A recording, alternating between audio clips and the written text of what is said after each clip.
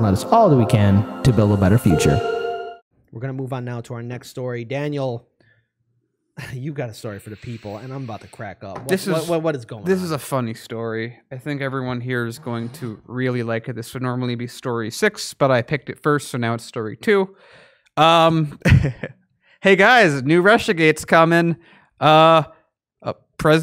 Russian President Vladimir Putin on Tuesday congratulated one Joseph Biden on winning the U.S. presidential election after weeks of holding out. Oh no, Biden is a Russian agent. This is what I've been trained to believe based on everything corporate media has said over since the Hillary lost the election and Trump won, that anytime any Russian says anything nice about you, you're a bad person. And also treason. Rachel Maddow, I'm sure, is compiling She's foaming at the mouth, like, just running a story. She's like, I'm going to talk about this for 2 years now.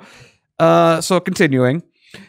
Putin's message to Biden came the day after Electoral College confirmed Biden as the nation's next president, ratifying his November victory as in an authoritarian state-by-state repudiation of President Donald Trump's refusal to concede that he lost, which, by the way, like, remember when everyone's like, oh my God, Trump's not going to concede. We should all freak out that he's going to like take over the country. It's like, no, he's a child. He's going to go away. Knock it off. It's funny with these food segments. Everyone's like, oh, this is their like little piece. It's like, yeah, they're going to talk about the food segments for 2 weeks and they're going to move on to something else and move on to something else. Remember when it was all about school shootings? They're still happening. I mean, maybe not as much right this moment, but before the pandemic, they're still happening. Not hot button issues, not the ratings issues. So anyway, so the Kremlin said earlier the Russian president would hold off on congratulating Biden until the winner was officially confirmed. We are waiting for the end of the internal political confrontation, Putin said last month, referring to numerous Republican challenges to the vote count. So again, like, guys, isn't this like standard, hey, Biden is now officially a Russian puppet by your own decree? Now, the only reason that wouldn't be true is if you just brought up a story and freaked out Americans and scared them about a topic that you knew wasn't accurate. No, it wasn't true, as if you ran Benghazi a number of years like Fox did. But I'm waiting to see Rachel Maddow. She'll, of course, follow through with this, I'm sure, because she's consistent in her beliefs. But in his message, Putin wished Biden every success. Biden is clearly a puppet. A Putin puppet, I think they're called, specifically. Putin puppet. According to, also, I wish we can get some, like, Putin puppets. I feel like it's like ice cream that you could get at, like, on a push cart. Yeah, like, hello, I am Putin puppet. I now control your hand, even though I am on it. I just feel like it'd be a good ice cream on a stick, like the Putin puppet. Really? Yeah, it's like, because it's, you well, hold on, wait. Hold on, Dan. Yeah. Putin, please don't hurt us. We're not trying to make funny. Well, I mean. Hey, the guy's got a track record, buddy. Speak for yourself. Anyway, I'll leave the ingredients to the audience. At the very end, I'll go back. What would a Putin puppet popsicle be? I'll let you guys decide. Yeah, we'll let you decide. And how heretical would it be in America? How upset would Rachel Maddow be in it? Maybe that's the standard we run by. Okay, that seems to be what everyone else does. So the Russian president noted that the Russian-American cooperation based on the principles of equality and mutual respect would meet the interests of the people in both countries and the entire international community. Quote, for my part, I am ready for interactions and contact with you, Putin was quoted by the Kremlin as saying. So, I mean, you heard it here. It's Biden's Putin puppet, and he's eating ice cream, but it's probably Russian ice cream because that's how it works. Because remember, this is not our standard. I'm just passing this along by mainstream media that we've seen make a standard over the last few years that if anyone says anything nice about you, you're a Russian agent. So if that's the president of Russia, then Biden, this is Russiagate 2.0, guys. Also, to follow through with this statement, Kid actually found this wonderful tweet from Cenk Uygur. Let's read this.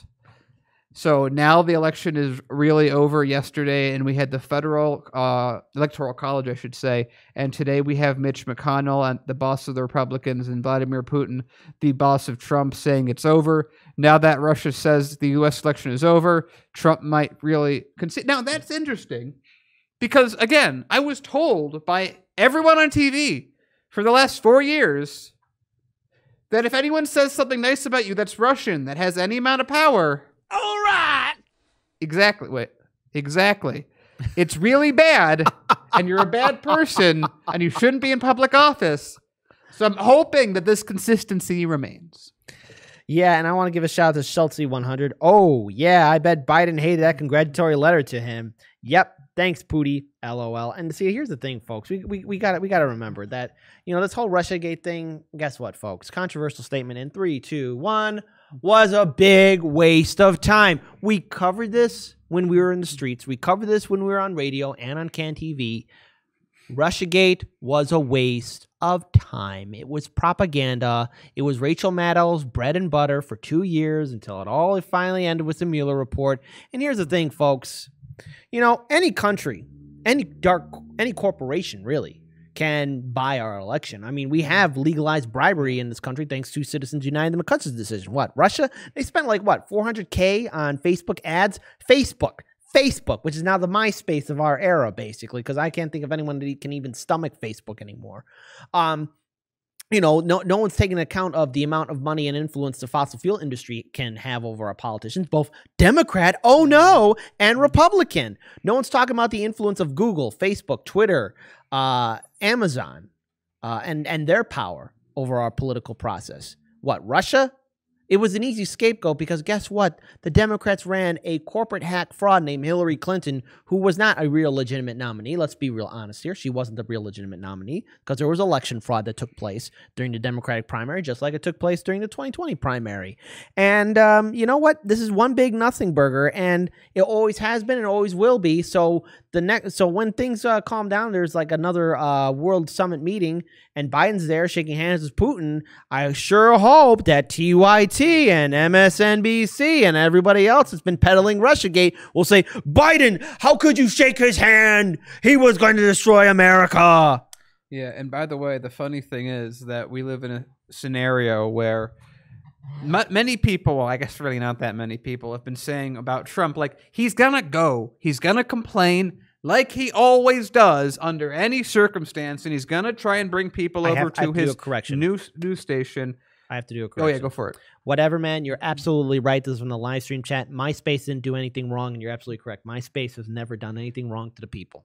Yeah, would any of you guys be in my top 8? I don't know. Anyway, so yeah, but MySpace did nothing wrong. So continue on. Yeah, I didn't get into MySpace when it happened. I know I made an account like everyone else did, but I never used it. So I don't know. I'm on that cusp. But and Jared Tyler sends us a YouTube super chat, $10. Wait. What is it? Oh yeah, go ahead. Yeah, it's related to the story. Yeah. Poor Rachel. How's she going to spin that Joe and Putin are best friends forever? You know what she's going to do? This is just a guess. I know Rachel is super consistent in all her reporting and applies all her facts and opinions equally on everyone. I am sure what she definitely won't do is pretend that this is not a story and say nice things about this interaction as if she never said the opposite before. Yeah. Mm-hmm.